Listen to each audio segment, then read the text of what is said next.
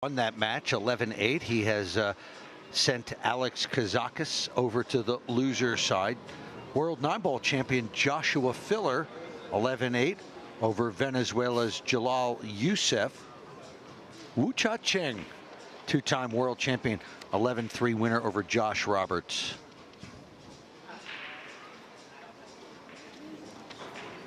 Chang Yulung, good friend of Kevin Chang here, 11-8 winner over Dennis Grabe of Estonia.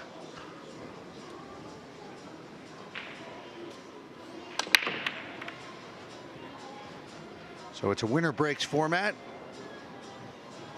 Kevin Chang at the table. You can see the one, but no clear path to a pocket. Oh no, it's a dry break. So it will be Rodney Morris.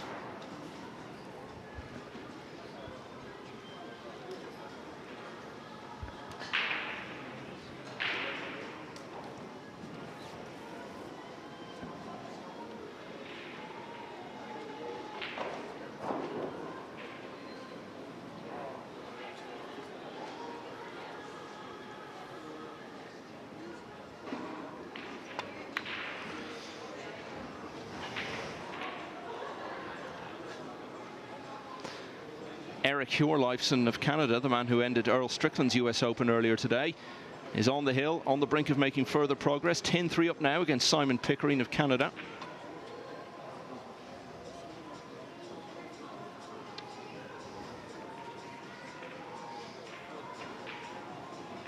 Just everywhere you look around this crowded hall, this vast hall with all these tables, Ted, there's something happening, a story developing just every corner you look into.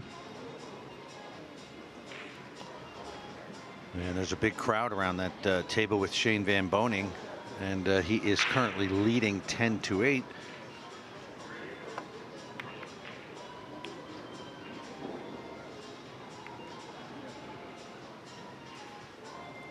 Chris Alexander, who beat Alban Oshan yesterday, was cruising along early on against Sean Wilkie. He's still in a comfortable position, but Wilkie putting up a bit of a fight now. 9-4 to Alexander, the man from Northern Ireland. Winner of that plays the winner of the Ralph Souquet Dennis Hatch match that we were looking in on a short time ago.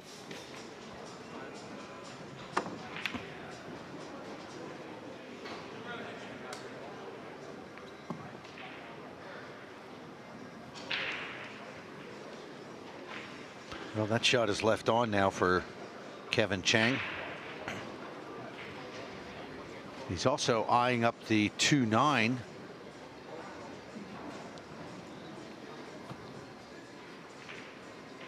Here you see Kevin just walks behind the 2-ball. So there you can see he's going to hit that 1-ball up table. And there's that on the left side, the blue 2 lined up with the 9-ball. And that's what he's going to try to do to close out the rack. Cold. What do you think will be the deciding factors here, Ted, in terms of whether or not Rodney Morris is going to have a chance in this match? What does he have to do to put it up to Kevin Chang? I'd say he'd have to go on several streaks in which he puts 3 in a row, 4 in a row, like that on Kevin Chang. He's going to have to put Kevin Chang in his chair. It's going to be hard to do, though. Kevin Chang is in such great playing shape right now. It's going to be difficult to grind it out with him. So Rodney is certainly capable. That's his style. Rodney's a very good front runner. Yeah, it's so much a sport of momentum, isn't it? Not just from rack to rack, not just from match to match, but from tournament to tournament. And as you say, Cheng is coming in full of confidence after his recent win.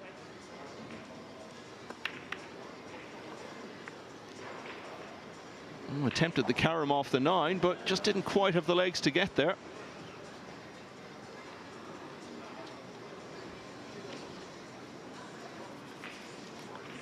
Actually ended up caroming it twice.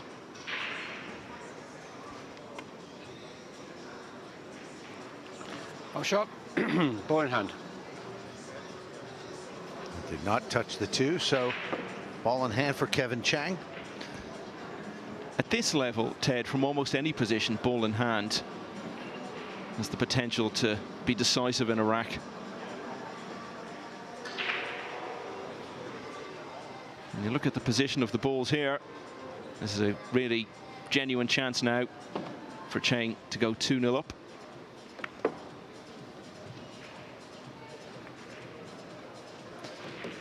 Dennis Hatch has completed victory over Ralph Souquet. 11-6. Two big names for Dennis Hatch. Absolutely piling up the big name scalps. So just a few matches left in that round on the winner's side. Niels Feyen still battling away, 9-7. He leaves Wojciech Szczesik of Poland. That's a beautiful safety right there.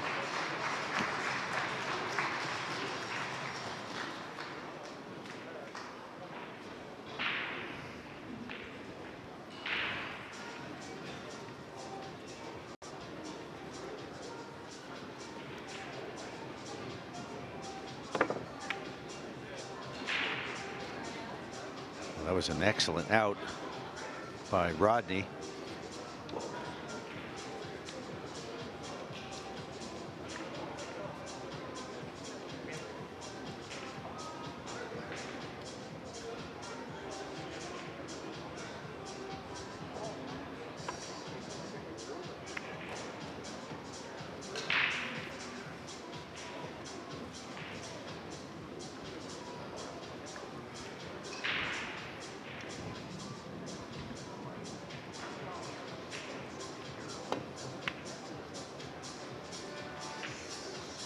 Oh, this could be in, you know.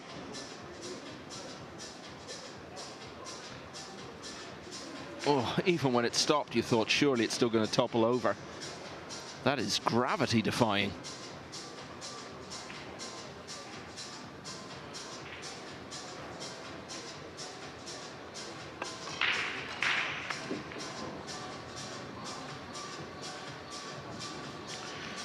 And now the table is laid out just perfectly for Kevin Chang. Shane Van Boning is through on the winner's side, 11-8 winner over Meshko Fortunsky.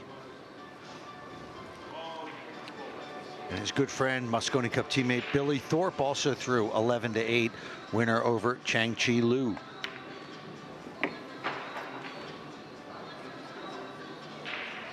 Can't see anything much going wrong from here.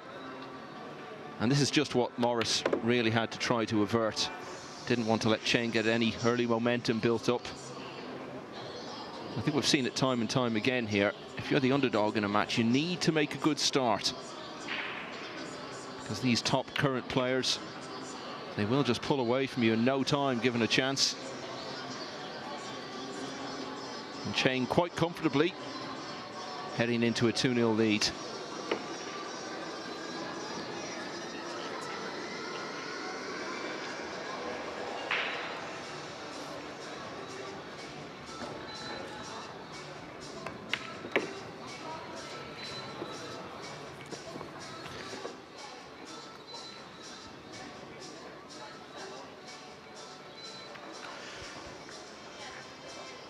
Well, his family name Cheng. Yu Xuan is his first name. But he spent some time here in the United States, extended periods of time. So he picked up a Western name, Kevin, and speaks quite good English. I've interviewed him before. He doesn't need a translator.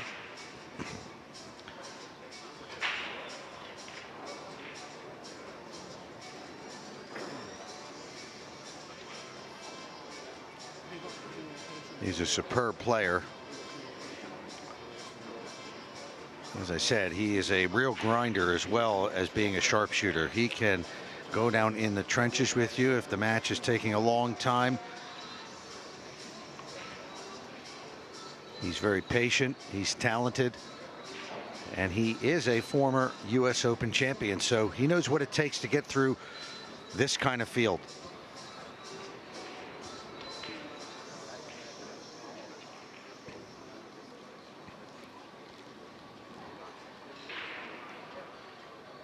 We hope you're enjoying our coverage here from the US Open 9-ball championship, live and absolutely free. Hey, it doesn't get better than that, does it, Michael? Oh, it will. It's only going to get better as the week goes on. Yeah. When we get down to that one table stage. But you're absolutely right. This has just been fantastic. We just almost can't keep up with all the stories that are developing. And we saw a lot of one-sided matches yesterday, but as the day went on, so much drama. We saw it with Strickland's match last night. He was involved in another dramatic finish this morning. One of the biggest names, a name who would be known by people who have little or no interest in 9-ball pool. He's still familiar to the general public. And, you know, by the time we get down to that one table stage, Ted, they're all going to have played so much that they're just all going to be in such fantastic form if they've made it that far and won that many matches against this sort of quality of opposition. That is absolutely correct. This man right here, Kevin Chang, has come in here already in playing shape. But right now, a dry break, nothing down, and a shot on the one. So this is the time when Rodney will have to, you know, keep Kevin parked in that chair for 15 or 20 minutes. That's Rodney's style. He's a streak player. It's a lot of fun to watch when he is on, because he just fires balls in, and he's a very daring player as well.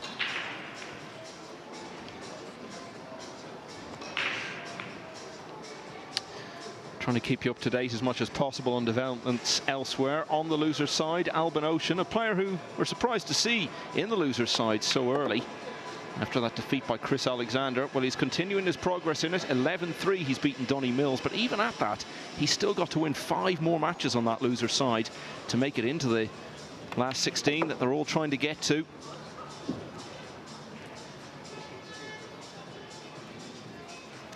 Speaking of Chris Alexander, he's closing in on progress on the winner's side. 9-4, he leads Sean Wilkie. Imran Majid is on the hill. 10-8, he leads Jason Theron.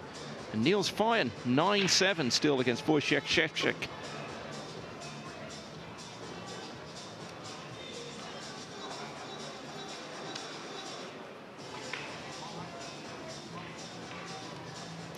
When you say rightly there, Ted, that Rodney Morris is a streak player, what makes someone a streak player? Is it just one of those things, or is there some particular quality that makes him that? It's similar to like Jason Shaw. It's his personality, the way he approaches the game. I mean, you couldn't, if you put, let's say, Albin Ocean next to Rodney Morris, you couldn't come up with 2 more opposite people. Albin Ocean is about, you know, a very straightforward, control, has to have everything in place kind of player. Rodney likes to freewheel it. He likes to get on a roll, you know, when he's feeling it and shooting at anything. Oh, no. Oh, that's just disaster, isn't it? That is going to really cost him dear. Cheng's dry break looked as though it was going to be punished to the full by Morris, and just as we were talking about him trying to get a streak going, the streak just hasn't got off the ground. And even at this relatively early stage of the match, I think that's the shot we could be talking about afterwards as the one that held the key to it. You know, both Jason and Rodney are left-handed.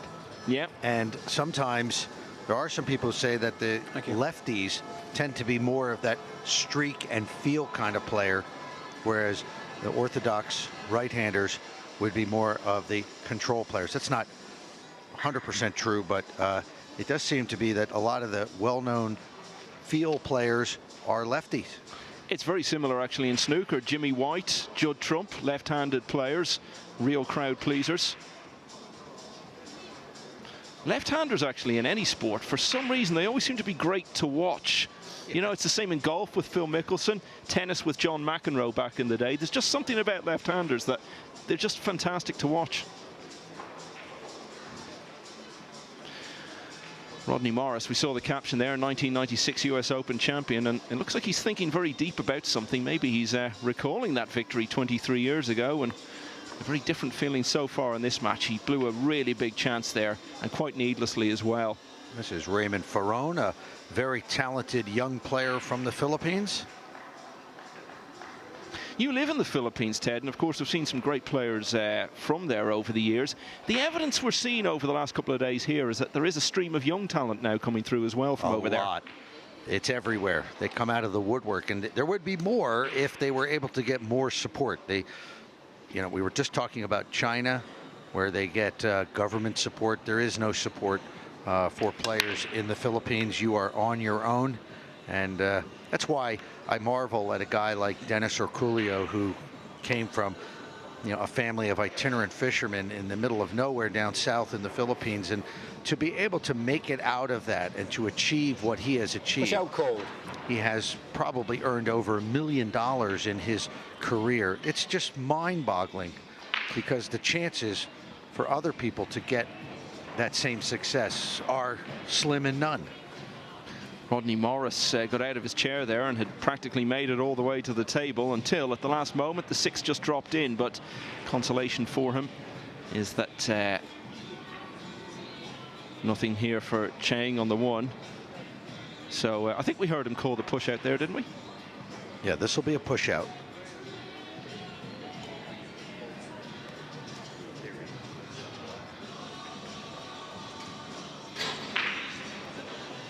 It's only 3-0, but if it goes sort of 4, 5, 6, is it almost getting to the stage where you can't really see Morris having any chance from there? Well, it would be very difficult.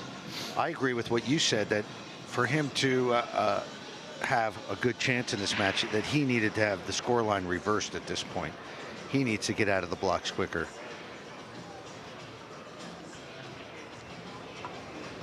He's in there right now against a man who, at this moment, is one of the top players in the world. It must be hard to get used to when you're so accustomed to going into matches and tournaments, highly favored over the years, to then find yourself in your later years playing guys who are much younger than you, and you're going in as the underdog.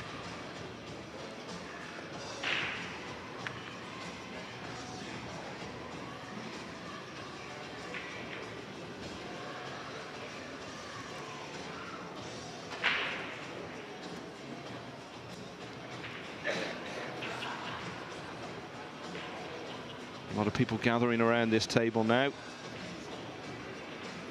Pretty healthy crowd. It's just that they're spread out among so many tables. Of course, there'll just be one table once we get to Wednesday in the last 16, so they'll all be in one place. What a great atmosphere it's going to be. Very different sort of atmosphere to this, but this has been really good in its own way. Well, as we eliminate more and more of the field and we get closer to determining that final 16, there's going to be some really dramatic matches happening.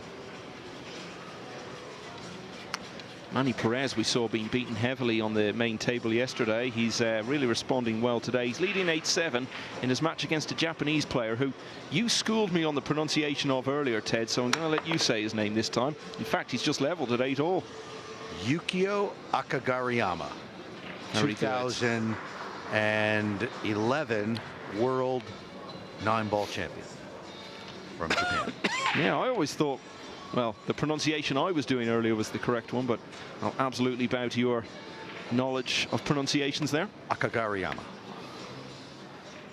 I might be able to say it, but I'll never be able to say it as fluently as you have just done.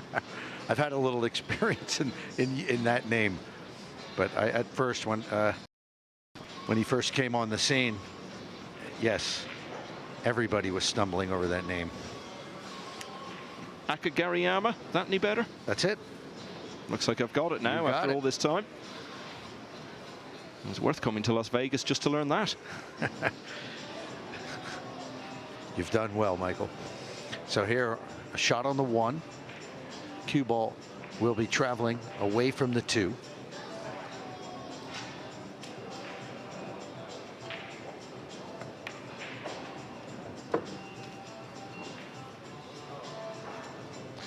The 2 remaining matches to be completed in the winners round that we've been watching this afternoon.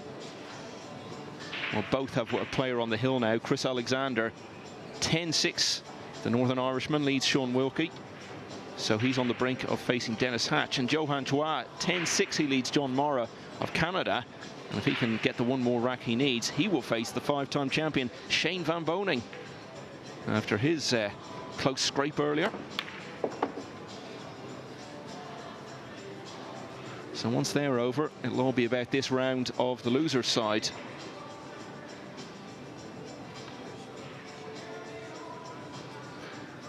You just look at Morris there, Ted, and the body language isn't good. He doesn't look like a player who has much belief.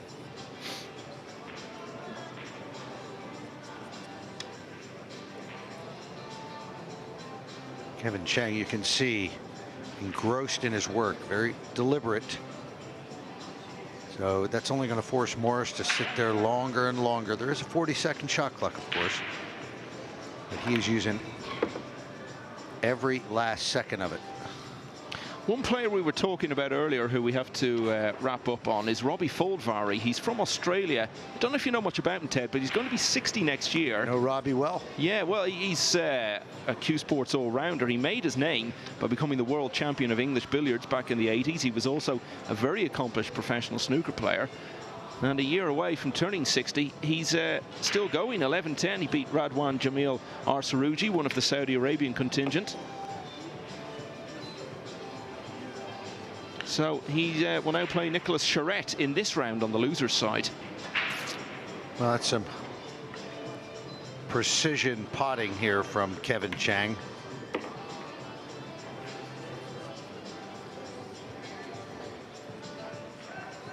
You are watching a master at work.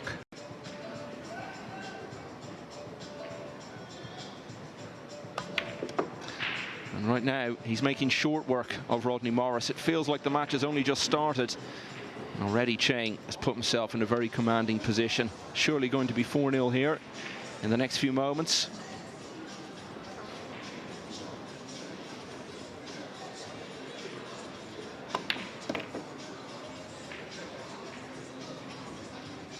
Slow down. Overhit that by a bit. You can see he's not happy with the result. You would almost say he's more likely now to pot it in the side when he was playing for it into the corner.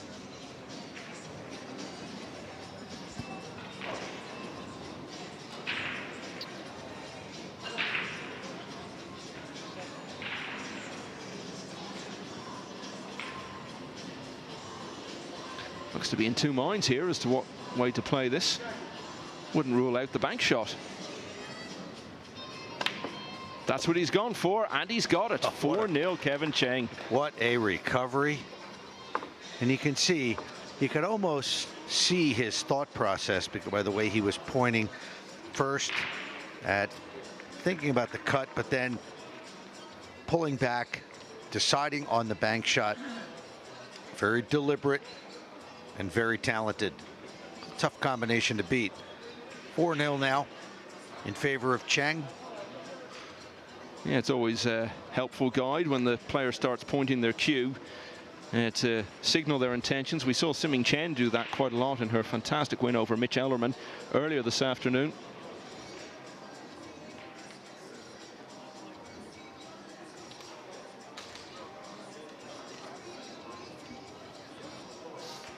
Well, here's an interesting result, Michael. Sorry, but for you Filipino fans, Jeffrey DeLuna taking down Dennis Orculio in a thriller, 11-10. So Dennis Orculio off to the loser side, and Jeffrey DeLuna continues on the winner side. You know, Orculio, a player you were talking about just a few moments ago, and your admiration for him and everything he's accomplished. That was a look at where we are here, Mandalay Bay Resort and Casino in Las Vegas. And that, of course, will also be the venue for the Mosconi Cup later in the year. It's going to be a real added edge to that now, isn't there, after what happened at Alexandra Palace? The Americans, after 9 years, are coming in as defending champions. And now they want to back it up by winning in front of their own crowd. So Kevin Cheng very much on top here, not just in the scoreline, but also in the flow of the match, really. He looks really comfortable. Except he's going to have to take a seat because there is nothing down. It's the second dry break of the match. Let's stop saying good things about people, Ted. You started bigging up Orculio, then we hear he's lost, and then I'm starting to build up Kevin Cheng, and he has a dry break. We're just putting the hex on people. The old commentator's curse. Exactly, it applies in every sport.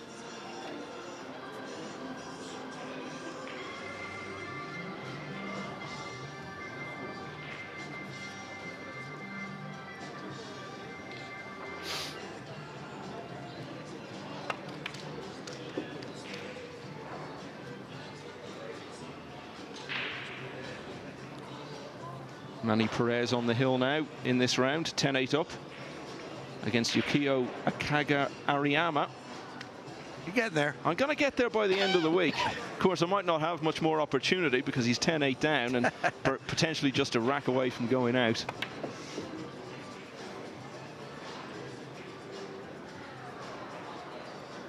Well, that was way over hit. Now he's going to have to try to chip this in.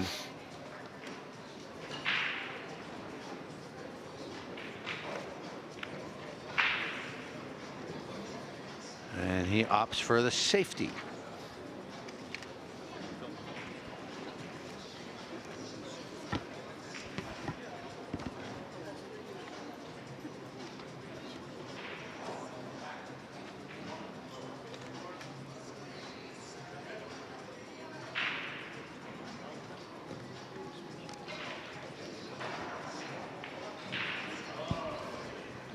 You mentioned the Mosconi Cup there. Rodney Morris, of course, a very familiar face from that. He's represented the US 10 times in it. He was actually most valuable player back in 2004 when the Americans won in the Netherlands.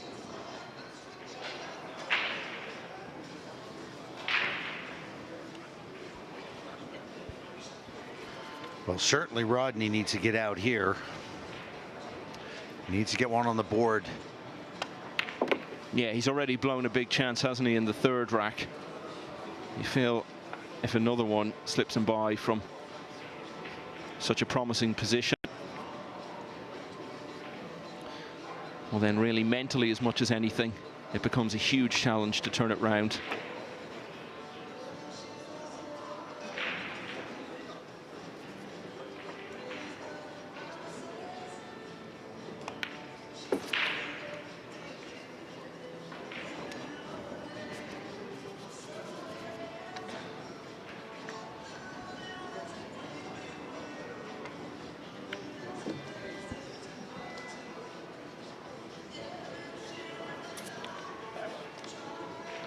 Okay, well, he hasn't looked settled so far in this match, but once you get your first on the board, it becomes a bit easier to do that.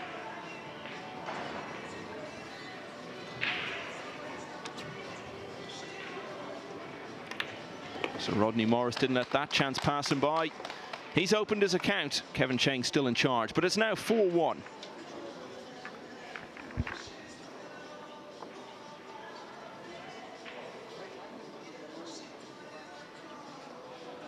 Nick Malage on the hill, 10-6 against Adam Lilly.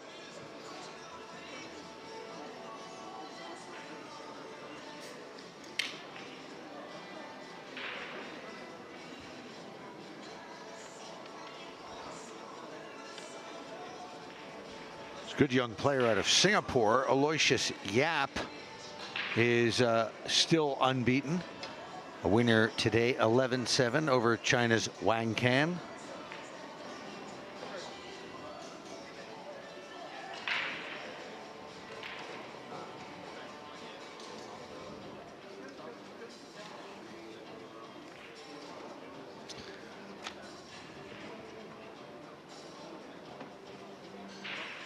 David Al-Qaedi, a player we didn't expect to see in the loser's side this early. He's just starting now against Hoang Duong Kwok. So we'll keep you posted on that one. And Tyler Steyer going really well. 7-1, he leads Zachary Boss.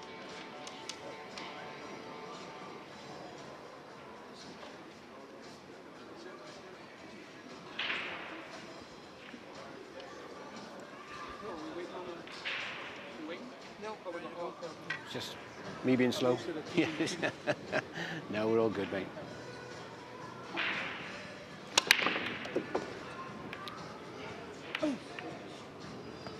So that's the first time we've seen Morris's break-off shot since the opening rack.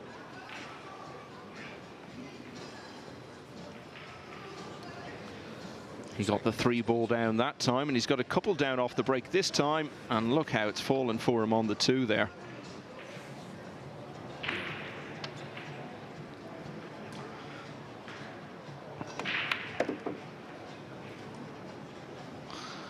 And suddenly, Morris will be feeling a good bit happier. If you want one, yeah. From 4-0 down. Yeah, you can see the pace he plays at. He just gets down and hits it. That's why people like Rodney. Besides, he's got this real friendly, bubbly personality, but he's got a fan-friendly style when it comes to playing pool. Just gets down and hits it, and he can erase this deficit in a matter of minutes if he's on his game.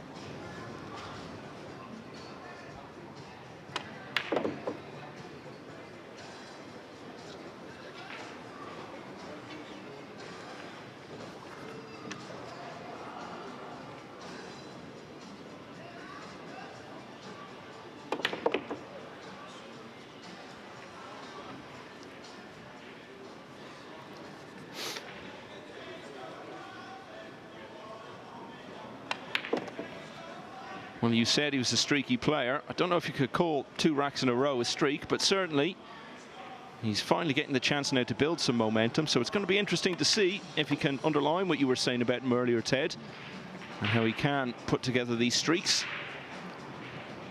He's in the early stages of one here. 2 in a row. Kevin Cheng's lead has been cut in half in the last few minutes. From 4-0 up, he's now been pegged back to 4-2. Tyler Steyer there, member of the Team USA winning Mosconi Cup team. A total unknown when he was picked out of obscurity by Johan Reiching, and he performed marvelously in that Mosconi Cup. What do you think was behind that decision? It was a strange one. Well, because Johan Reiching is looking for a certain kind of player with a certain kind of mentality, and he liked first and foremost, it was the fundamentals that Tyler Steyer had. And I talk about the mechanics of his stroke. If you look at Tyler Steyer, he's got one of the best fundamentals of anybody in the U.S. It's just a rock solid stroke, and that's the kind of thing that Johan Reiching figured could hold up under pressure. And he liked the desire and the attitude of Tyler, and he proved absolutely correct.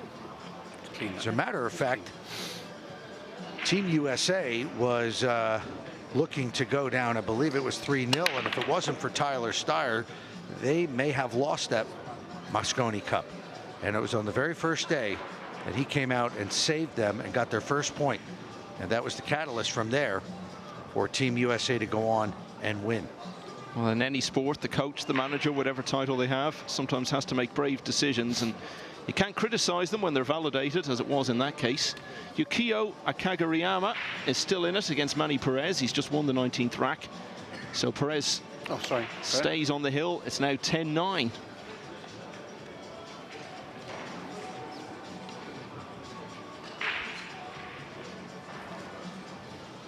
David Arcadius got off to a flying start. It was only a few minutes ago I told you he just started his match against Hoang Duan Quoc of Vietnam, and he's already 3-0 up.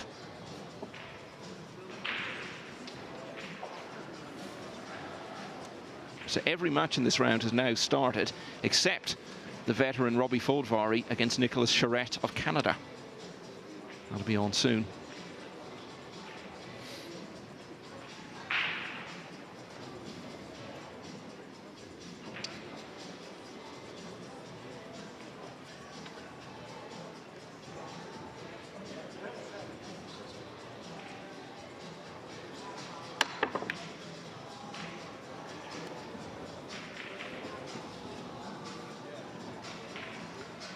Well, that worked out well for Kevin Chang.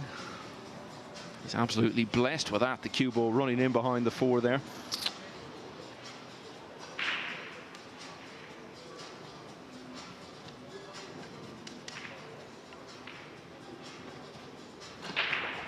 How do you rate Cheng's chances of going all the way and winning this US Open again this year, Ted?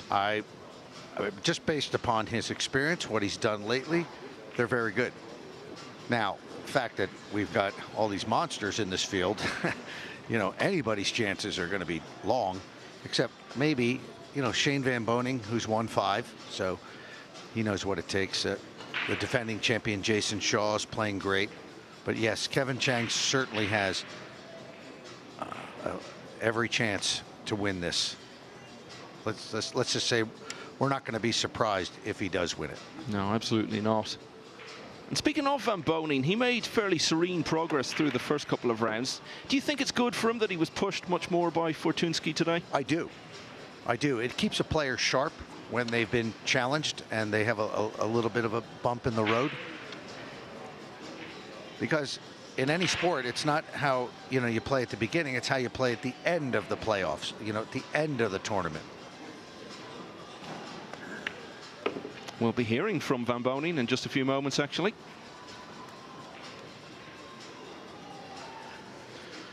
Almost invariably, when you're at a tournament, the champion, if you look back at who he's played and the matches that got him to that point, you'll always find that there was one, maybe two matches in which they very nearly got knocked out. Well, not least because you have to come through so many rounds in an event like this. Just by the law of averages, you're bound to have a couple of close ones along the way. But yeah, I absolutely agree with your point about that. It's good to have a few tests. You're going to come up against them eventually in the later rounds, so you might as well get a taste for that in the early rounds. So Morris attempted comeback. It looks like it's been snapped after just 2 racks here.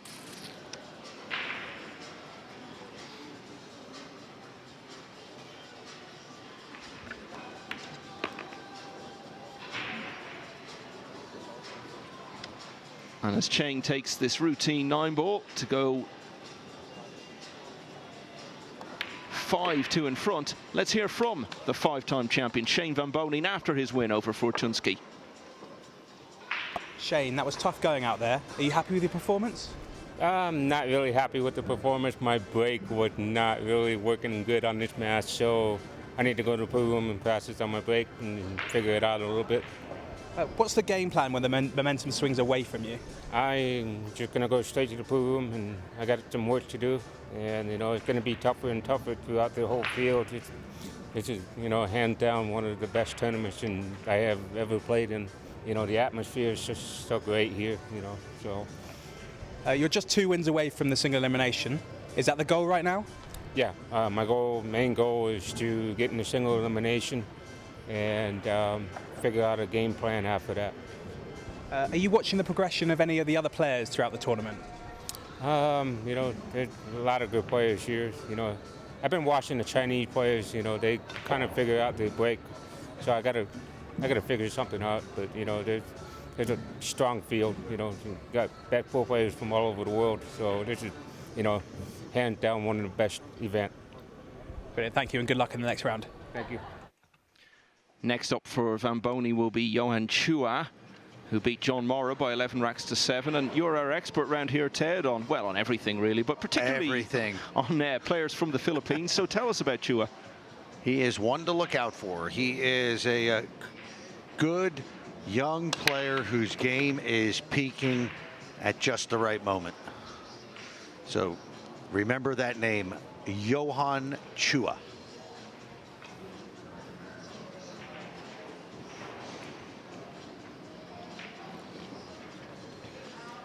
So Chang with a ball down, but no real shot at the 1, except either a kick or he's going to push out. Push out cold. So that just gives me a moment to tell you what's coming up later. Noyuki Oi against Johnny Archer. What a great match that's going to be on the loser's side. That's next up on this table. And then a match that I think is one of the most fascinating we've seen so far here. Jason Shaw against Corey Jewell. So that'll be coming on in a couple of matches' time. And of course, the winner of that will then just be 1 win away from a place in that Elite 16 who'll be going through to the 1-table stage. So no reason to be doing anything else for the rest of the evening. Some great pool coming up over the next few hours.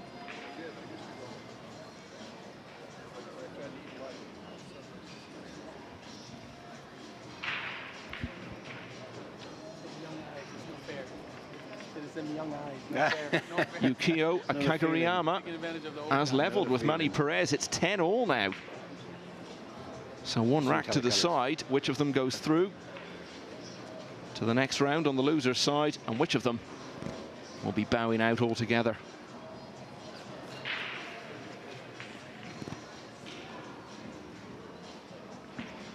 So Rodney decides to give it back.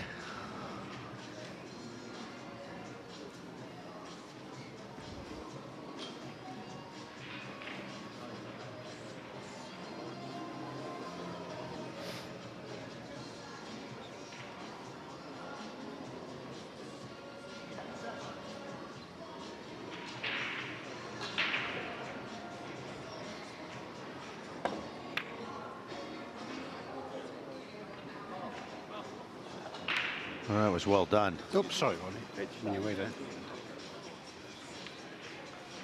Yeah, he couldn't have judged that any better. I remember, Ted, the first time I ever watched. Oh, wow, what a shot that is. And look where he's finished on the 2. What I was going to say there just after that push out, the first time I ever watched 9-ball pool was 1987, and Steve Miserak was the man I was watching. Yep. And I didn't know about the push out rule, and I just saw him basically just flick the ball across to the other side of the table. I thought he was having some sort of moment of madness or something. But it's a key part of the game. Yeah, it's only on the shot after the break shot. Yeah, you can do that. So that works to Rodney's favor. Very nice kick shot to get out of that safety.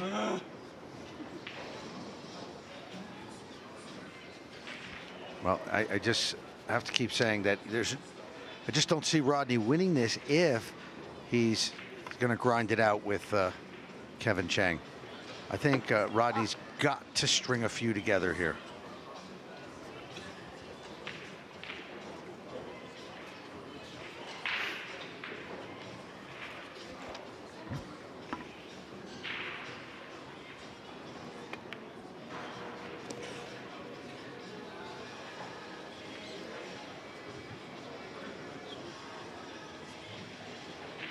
Well, surely he's going to take this one from here. Well, we said that in rack 3, and he made a shocking mistake. Look out. Oh, has he made another It's not one? Looking good. Oh, look at that. Barely touched the ball. He is blocked by the corner of that pocket. I don't think he can get to the 7. Oh, that's... Kenny... He looked like he might scratch. That didn't happen, but to be fair, this doesn't look much better. At least, though, when you're still at the table, you get to play the next shot. You get to try to come up with something, show a bit of the creativity we were talking about. Well, in the end, it was a bit of a hit and pray, as you would say, Ted. Looks like prayers answered there, Mike. Yeah, absolutely. He got safe with that. But giving up the table, it's not a good look. He should have had that. Oh, quite definitely. That's twice now he's looked absolutely certain to win a rack, only to make an elementary mistake. Extension called.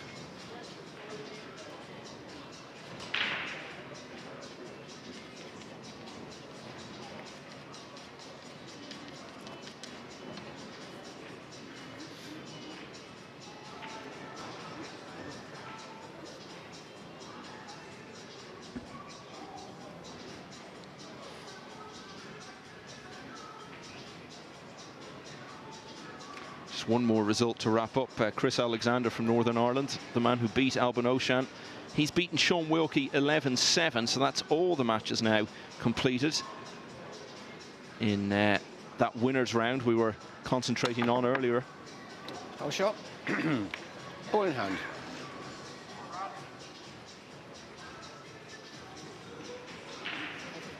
Well, Rodney will get this one. Just 3 balls on the table and ball in hand. Yeah, he's not been punished for the big mistake he made.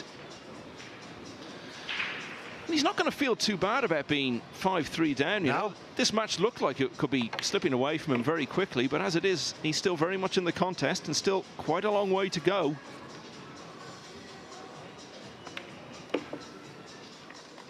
So Rodney Morris hanging in there. Looked as though he'd blown his big chance again, but he got a let off and he took full advantage. Closes to 5-3. Vilmos Fuldej of Hungary on the hill against Mario He from Austria. So a clash of neighbouring countries there, and Fuldej 10-4 in front. Tyler Steyer, who we saw earlier, back with him now, 7-2 up against Zachary Boss. And I think it's Steyer who's very much being the boss against Boss.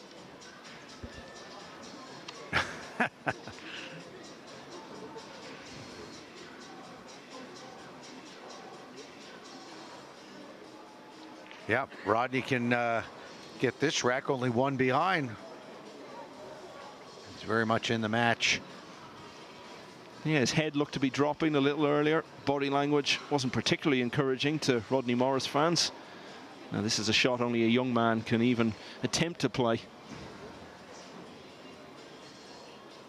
Look at that easy athleticism.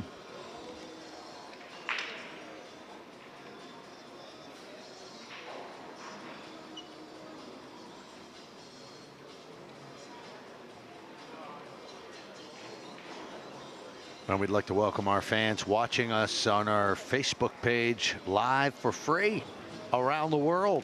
You're watching the U.S. Open 9-ball championship from the Mandalay Bay Convention Center. Day 2 of this 6-day pool extravaganza.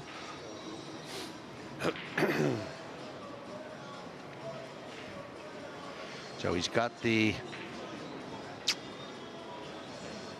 looks to be the 5-ball down. Rather, he's got the 7.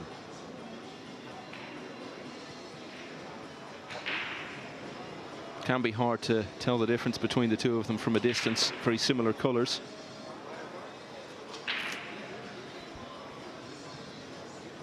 Well, I'm not the only Irishman in Las Vegas this week, Ted. I spoke about Chris Alexander, who has continued his progress with his win over Sean Wilkie. He's from your neck of the woods, He is. And Paddy McLaughlin from the other side of the border. Look what he's doing. 9-8 up now against Marek Kudlik.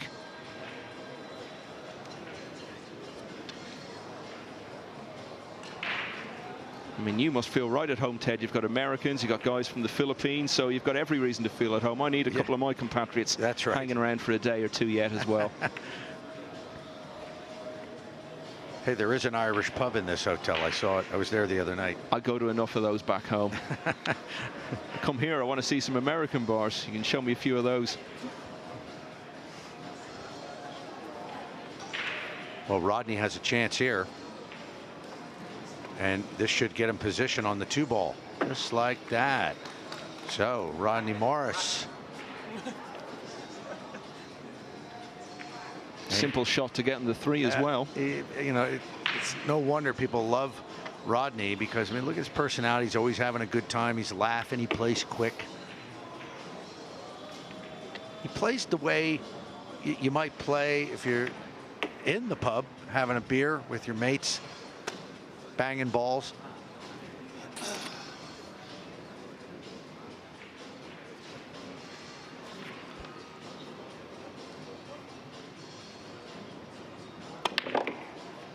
It is such a sociable game, isn't it? Because you can actually play well and have a good night as well if you're playing at that sort of level.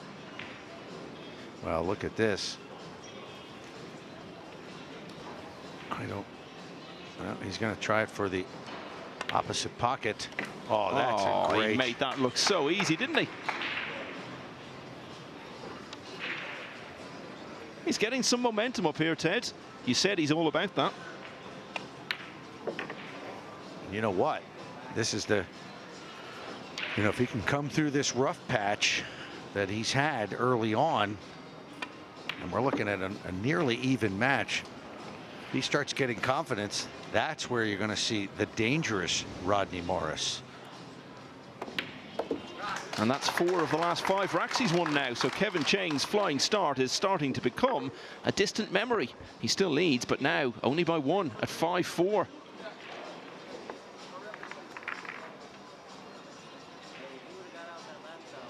James Arana 6-0 up now against Stephen Folan.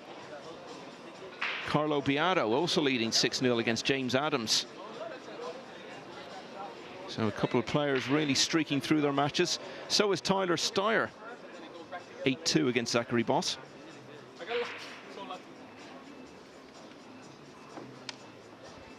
Now, we promised you earlier an interview with Siming Chen with the help of an interpreter after her win earlier over Mitch Ellerman. Now seems like a good time to listen to that. Right, Sim and Cheng just stayed behind, so we can't actually see your performance. 你这样子打的，你想打的怎么样？我觉得我这场比赛发挥得很好，除了我失误的那个8号球跟9号球以外，我觉得其他的都做得非常的好。对。She thinks she did pretty well. She played pretty well, except for a couple of mistakes that she made, the miscue and on the 8 and then the 9. Don't cry, you're through. You've won, so that's 3 wins for you now. It puts you quite close to a place in the last 16. How happy would you have been with that at the start of the tournament? 你现在在那个 top 16 16，你这样子，你开始的时候，你想到你会到这个 top 16吗？16？没有 ，never 没有。你很高兴吗？高兴，特别高兴。She's very happy. She never thought she would get to the top 16. Okay, well, you're not there yet, but 3 wins so far. I mean, it's that one there. That's the first time that we've seen you on table 1. Did you rise to that occasion? Was the cameras on you? Did that make you play better? 他这个照你有没有玩？是不是玩得比较好？我觉得打的在这个赛场上面，在 Table 1的话，会 exciting， 就是很激动，对，然后会感觉更想打好，更想打得更好，然后让球迷就是 fans 看到，对我打得很好，而且我是第一次来到 US Open， 所以我希望把自己就做得更好。明白我的意思吗？Yeah. She says playing on the table TV is more exciting for her, and she wants to play very well for everybody to see. And this is her first U.S. Open, so she's very excited and she wants to perform well. 而且我很享受在这个赛场比赛，因为我觉得这个场地非常的棒，对 Matchroom 的比赛非常的棒，非常的好。你可以更。对 She says she wants to do well and show people do well because she wants to play because it's Matchroom and she wants to play well in front of everybody. Well, you certainly are playing well. Well done. Yeah, and now Sim Cheng will play Liu Haitao, who came through in very different circumstances. He went all the way to 11-10 before seeing off Clenty Kachi. How do you rate her chances of following up the win over Ellerman with another one against her compatriot? That's a very difficult question because she's now going up against a fellow Chinese national team member, but from the men's side, I don't know. I mean, obviously, I think that she is one of the best players in the world, period, men or women. I don't know what dynamic is going on there between different teams in China, but I'd say, you know, based upon experience in men's tournaments, Liu Haitao obviously has a lot of experience here. He's been to the semifinals, and she hasn't. I think this is her first time playing in the U.S. Open, so we'll just have to see. It's going to be a lot of fun to watch. I really can't say enough good things about Chen Siming. I've followed her career since she was a teenager, a child prodigy, really, at pool, and she went through a lot of down times in which she was beaten in the Women's World 9-Ball Championship, and when she should have won, but she stuck with it, and now she's really on top of the world, and she's just getting better and better, and what a credit to the sport she is. A true professional. Well, she was so composed throughout that match earlier on, even when she was getting close to victory. There was no reaction from her to that possibility. She just kept playing the same way she'd played throughout the match. If anything, she got stronger as it went on. Her breaking was so impressive. Back here, another match has gone hill-hill. Paddy McLaughlin, who we were just talking about, against Marek Kudlik of Poland. That's 10-all.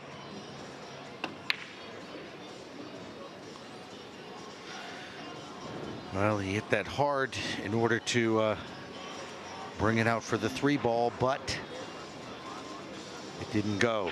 These are very tight pockets. Nick Malaj of Greece has beaten Adam Lilly from New Zealand by 11 racks to 6, so he's the next man through.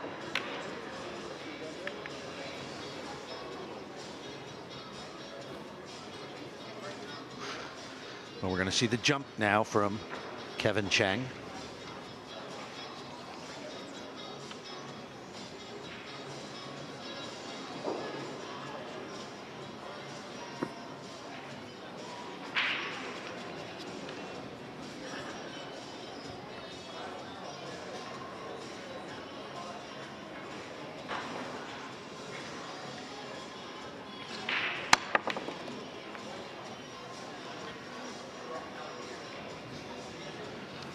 Well, nicely done. Yeah, and look at this shot he has now. Off the rail, cut, long one on the 3.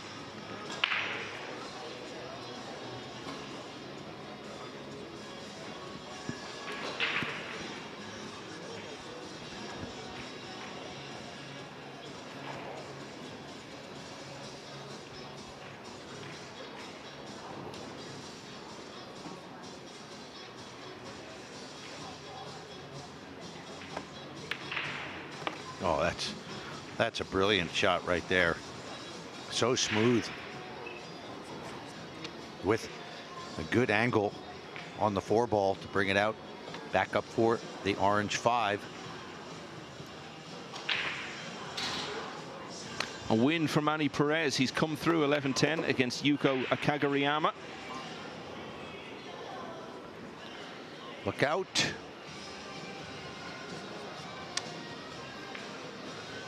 And the next opponent for Perez will be Alex Kazakis. Perez, a young player with a lot of ability. So that'll be a big test for him against one of the best players in the world. World number 2 right now. Yep, and he was also number 2 in the World Pool Masters. He was effectively a ball away from winning it. What a finish it was in that match against David Al-Kaidi.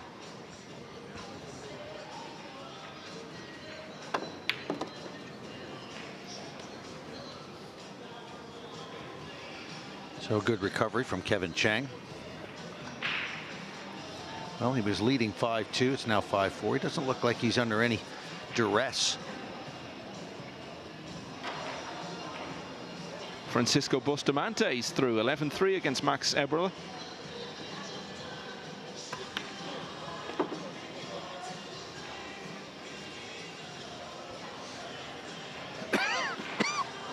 If you're wondering who is number 1, it is Germany's Joshua Filler, ranked number 1 in the world.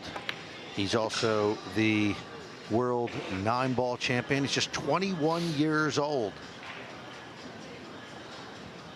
Another big favorite to go all the way here this week.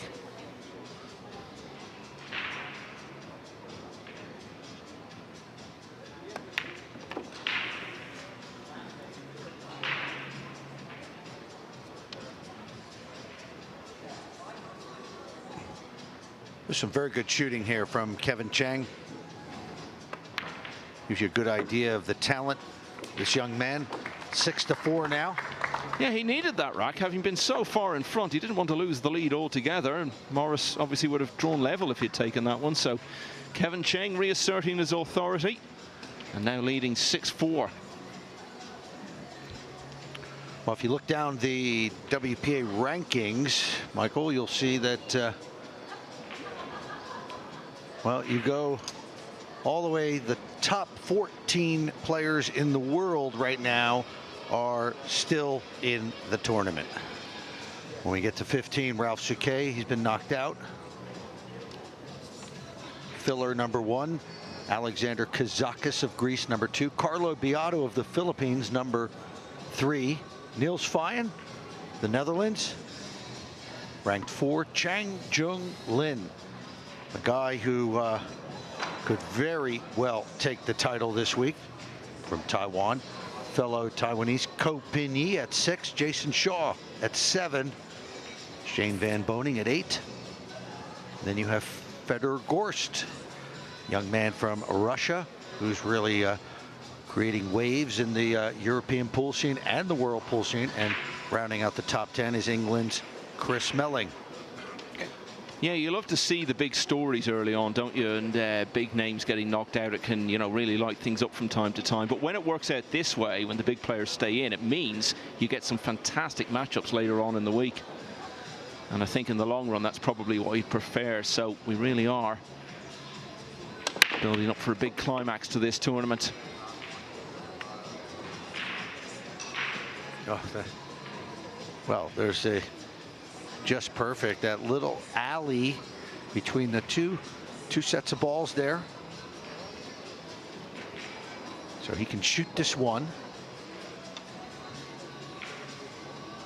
And the 2 is back down table.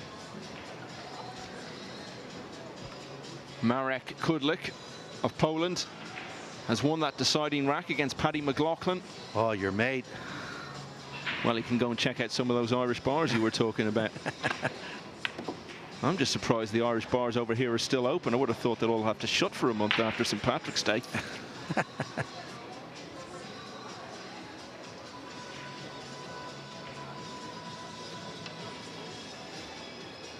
Bigger deal over here than it is back home. It really is a big deal here.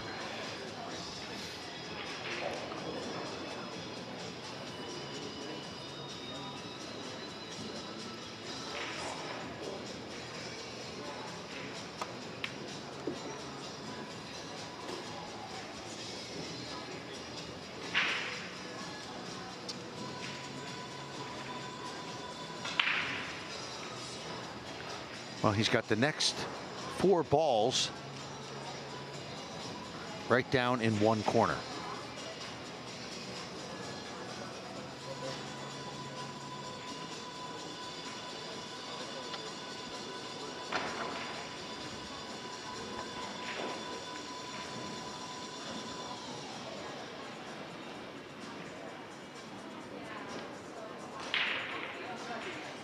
These Philippines players are going so well. James Aranis 8-1 up against Stephen Folan.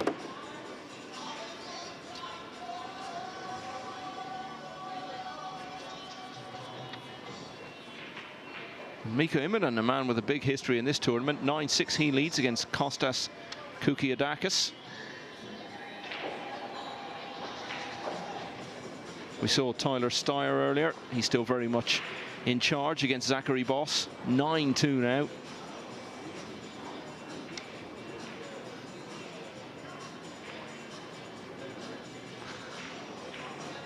So what does he do on this 4 here, Ted? Bank shot? Looks like that's what he's going to do. Extension code. Or is he having a rethink?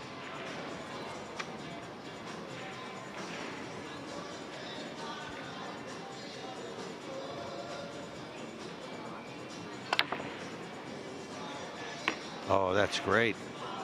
He made the 6th ball. Yeah, really inventive thinking. But now he is looking at the 4-9. Well, this came out fine and dandy.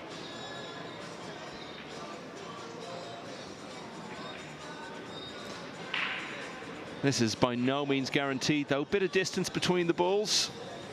He's got to judge it just right.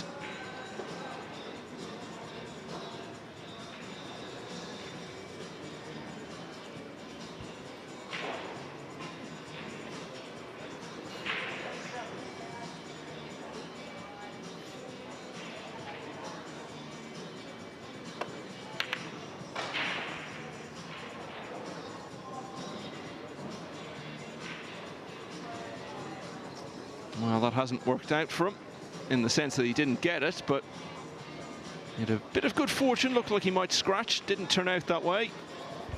And he's not left an open shot on the 4. He got very lucky there.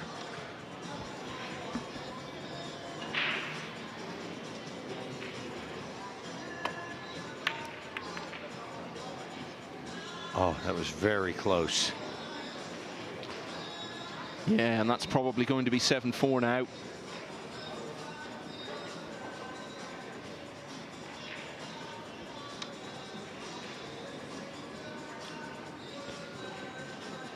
Well, you said Rodney Morris was going to need to put some streaks together. It's going to have to start happening soon because he's running out of time now in this match.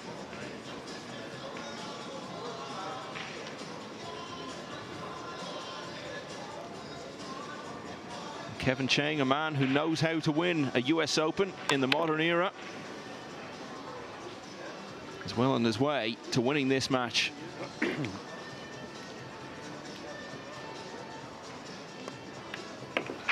He got pegged back to 5-4. He's responded well with 2 in a row. Kevin Cheng leads Rodney Morris 7-4.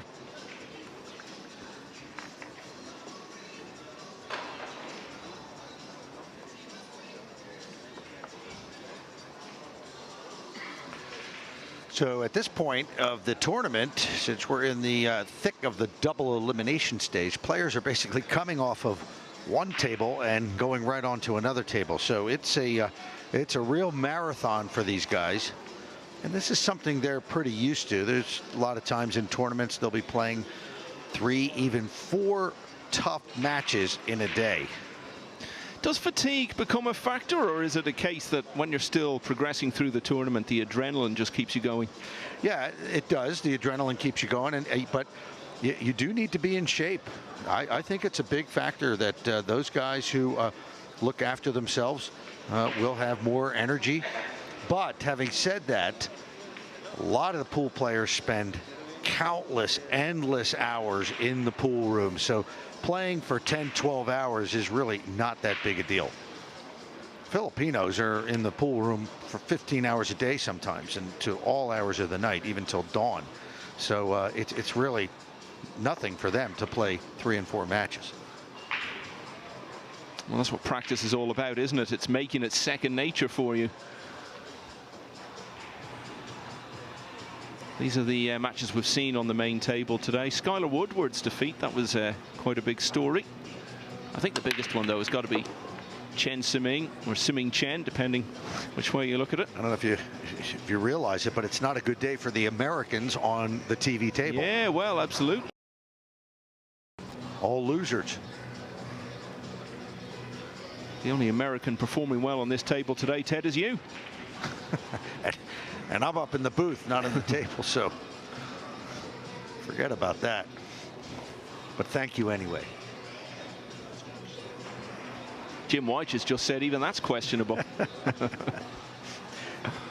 He's a Canadian, and his Maple Leafs are in trouble. So what is, he can't think straight. He can't believe the Maple Leafs lost yesterday in Toronto. Well, you're the only American on this commentary team of the 4 of us, Ted, so we've got to gang up on you a little bit. That's all right, yeah. I know you're jealous of my Stars and Stripes jacket that I'm wearing. Very impressed with that, yeah. And we're also very impressed with Kevin Cheng. And he's starting to get a firm grip on this match again, which did look to be slipping away from him after that really good start that he made.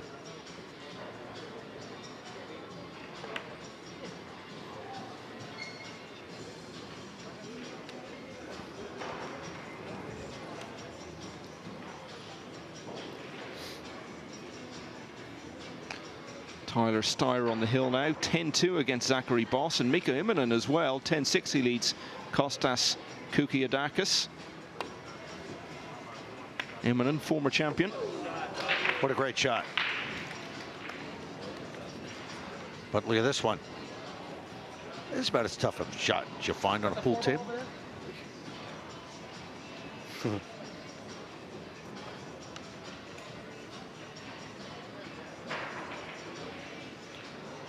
Full table, off the rail, cut shot. No problem, right? And that's why he's such a crowd pleaser, but that one proved beyond him.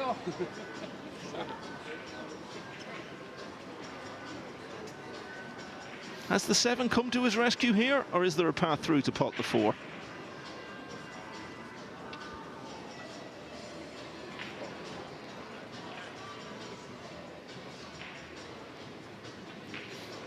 Hard to tell from this angle. He's apparently not straight in. Maybe he'll swerve it or jump it over the edge of that 7 ball. Stanchion cold.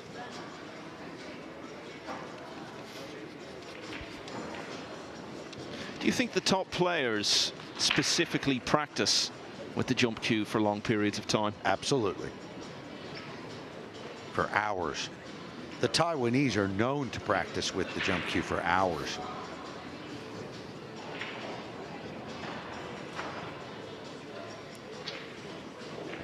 And let's see if that practice pays off here. This is a big ask.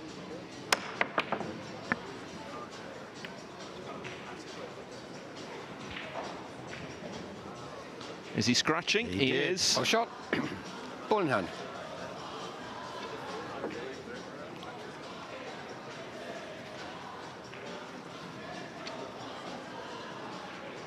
That's the thing with the jump shot, though, isn't it? Particularly when you're jumping over that much distance, you really don't know where the cue ball's going. Well, a lot of times the Taiwanese players do have an idea, but yeah, in that case, it was such a long jump. Couldn't control the cue ball. And you can't control anything about the destiny of this rack now. Rodney Morris surely going to close to 7-5 here, and he's just not letting go in this match.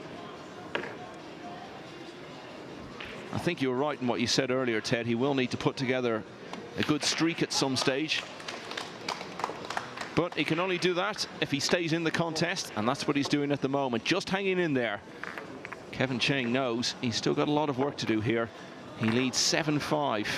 Mika Immonen is through. He's won 11-6 against Kukiadakis. So there's a wrap in that box, isn't there?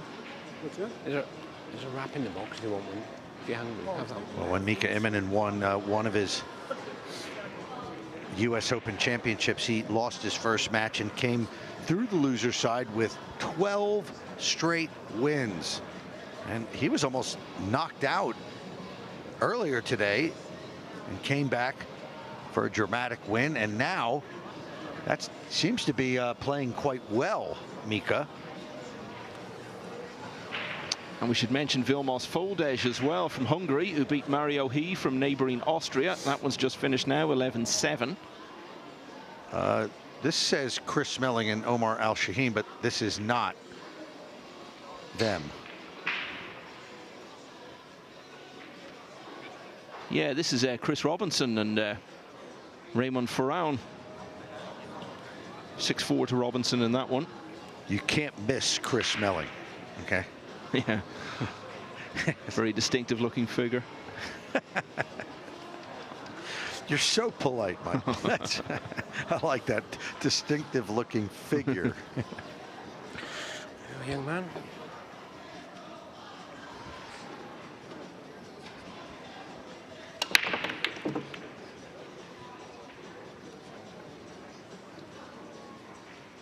Now, what's he got here?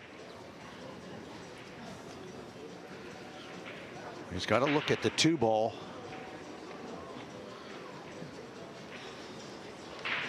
Would he really take this on? Well, someone like the Rocket might.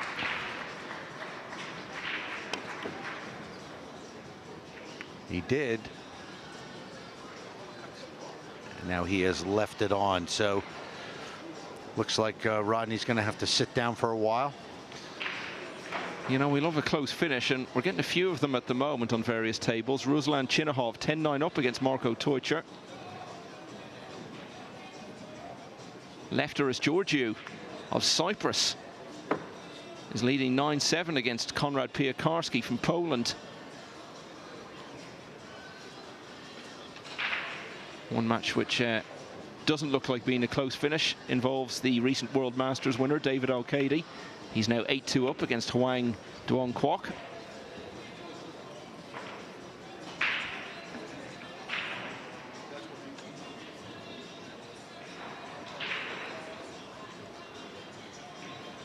Pat Holtz from Scotland rolling back the years. 7-2 up on Kuo Tzu Ting of Taiwan. As a Jason Shaw might not be the only Scottish player featuring prominently in this. Al-Kaid's just gone 9-2 now.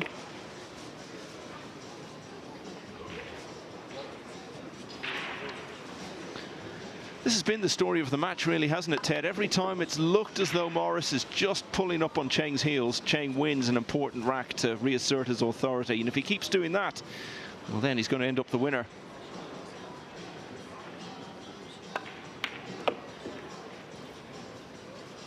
So the easiest of nines into the side.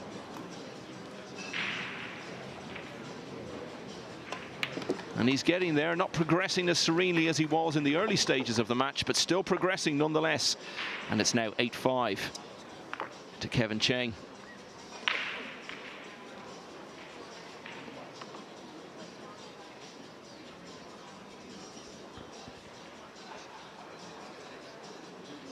Now, this is the Chris Melling match now.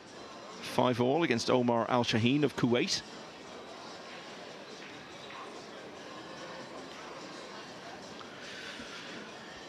If you haven't seen Chris Smelling play, well, enjoy this while we have him on.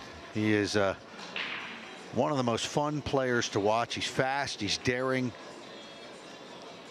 He is supremely gifted at Q Sports. Yeah, he's an accomplished snooker player as well, isn't he? And you can look him up on YouTube. Just look up something like Chris Smelling 8-ball run out, and he has one of the most amazing runouts in a real match of 8-ball that you'll ever see. And that took place at the World Pool Series in New York. He briefly played on the professional snooker tour. His first match was against Matthew Stevens, who is a player who has almost been world champion a couple of times and has won some of the other big titles in the game, and Melliot actually beat him. Didn't really make much further progress in his snooker career.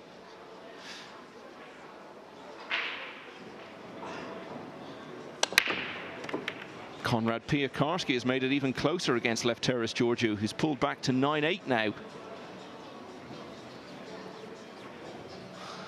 And we just saw Cheng there using his hand to plead with the balls to come to rest and give him a chance at the one. Looks like he's got it. The 2 back down table. You'll see the 9-ball by the pocket, but he's not going to go for that. That will be later.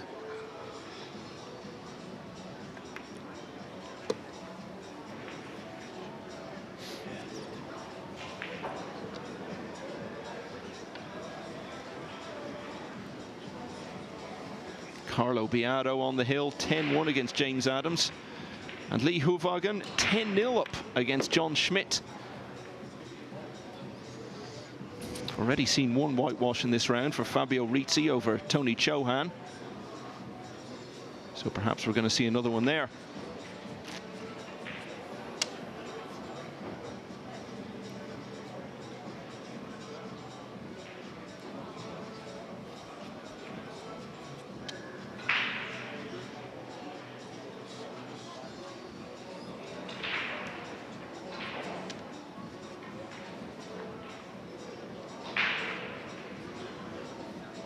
Close finishes going on everywhere. Liu Ri Tang 9-all now against Ronald Redgley from Switzerland. Well, that shot right there. He used the 8-ball to get position on the 4. That was clever.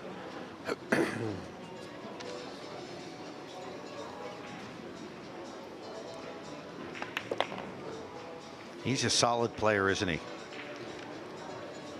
Yeah, I think that's exactly how you'd sum up this performance. He's not been sort of breaking and running out and putting together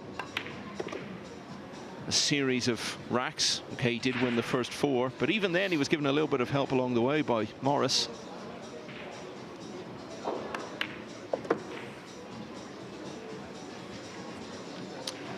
Now he looks like a player who sees the winning line coming into view and really wants to get there as quickly as he can.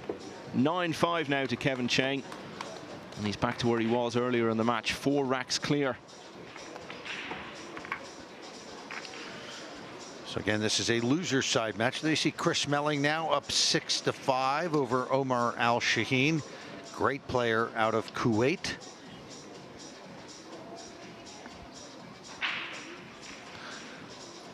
There's one more round to come on each side of the draw after this one is completed.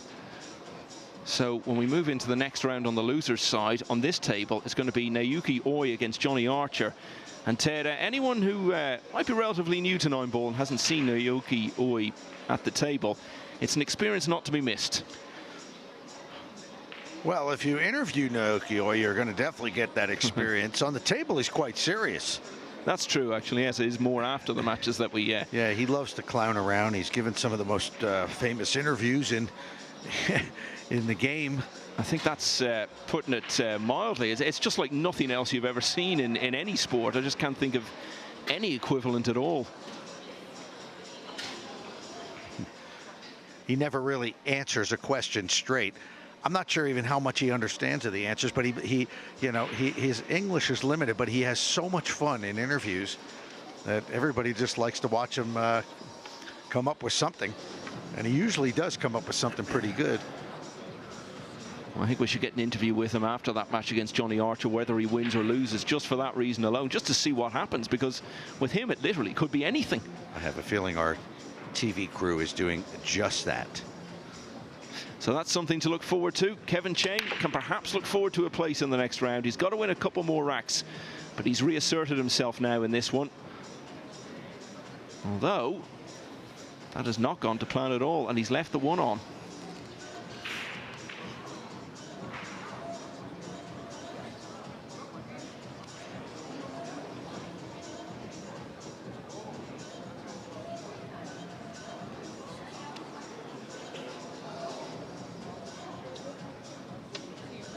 That next round on the loser's side is actually already underway, even though there's still some way to go in this round.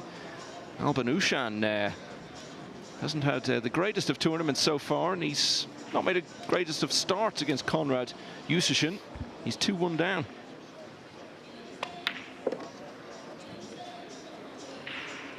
And you just see also in that round Francisco Bustamante against Jeremy Jones, and that just underlines what we were saying. We're starting to see the really familiar names now playing against each other.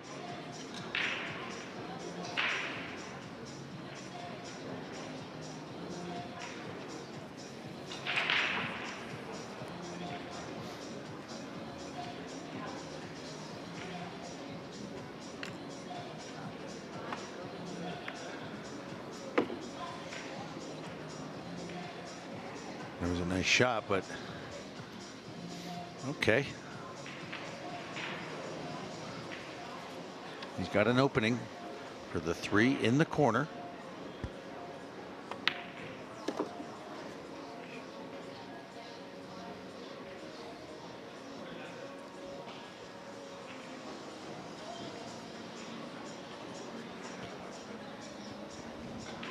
Naoki Oi is actually already standing by the table. He's got his cue case slung over his shoulder, keen to get on with it.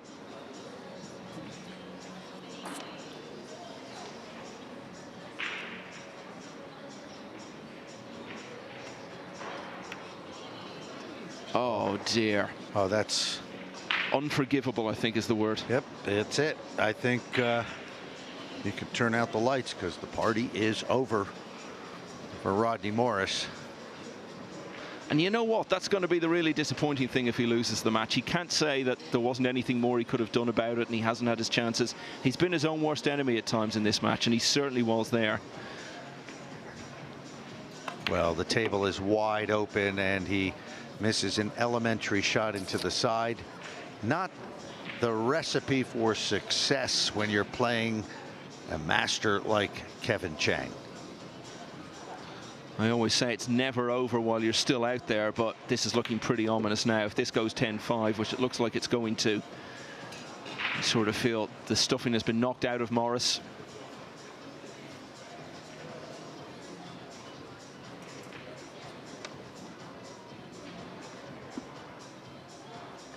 So the winner will move on here at the US Open on the loser side of the bracket. Double elimination, and the loser of this match is out.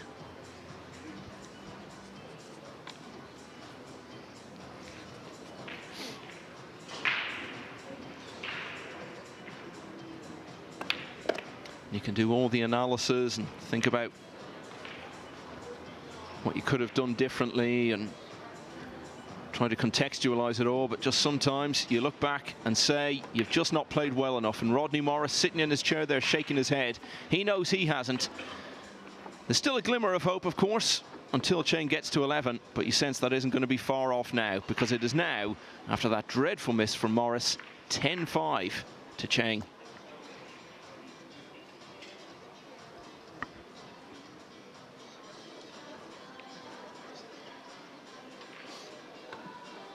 Could have a few more winners in the next few minutes as well on other tables. Ronald Redgley of Switzerland, 10-9 against Liu Rie Teng. Konrad Piakarski from Poland leading 10-9 against Lefteris Georgiou. Carlo Biado has just completed his win now, actually, against James Adams. 11 racks to 1.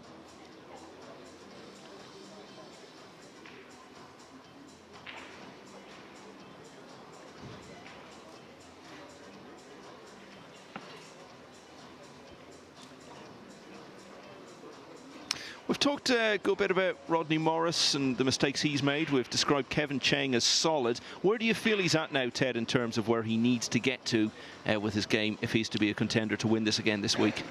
I think he's there. He's already got his game into gear because he won a tournament and he beat 64 great players just a few days ago in Vegas in a smaller tournament. So he's certainly in game shape.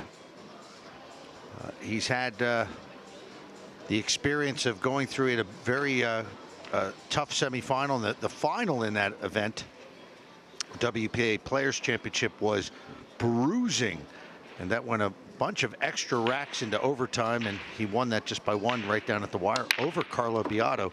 So certainly he has a very good chance to win. He lost early. It just remains to be seen who is peaking at just the right time.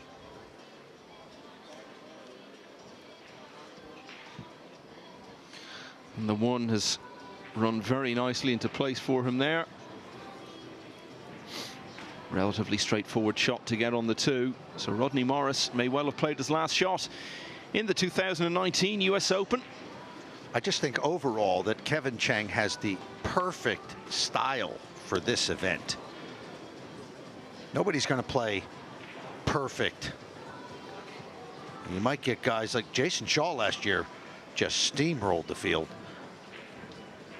That was some breathtaking stuff, but this round, that's the kind of stroke that holds up well under the crushing pressure of an event like the US Open. It's a style which makes him very hard to beat. Anyone who does beat him will certainly have to earn it.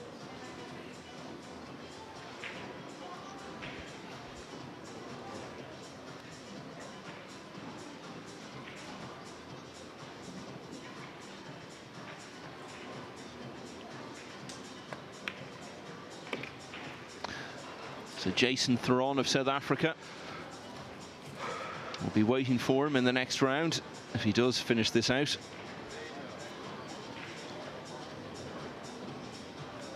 David O'Cady, big name, he's through 11-2 against Hwang Duong Kwok.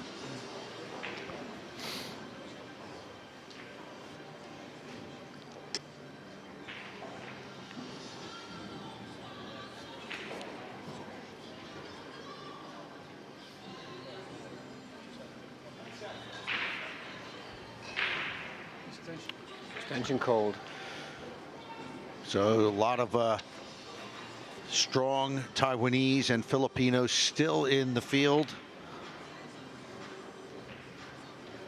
and they will definitely be contending for this crown. Tyler Steyer will hope to contend for it as well. He's now closed out his match 11 racks to 2 against Zachary Boss.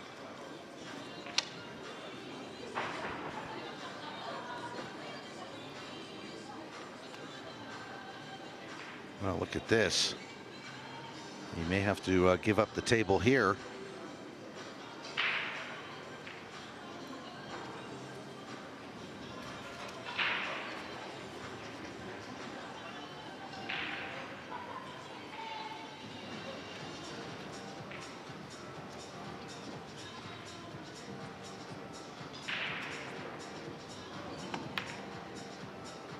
Or maybe not. Oh. There's that inventiveness again.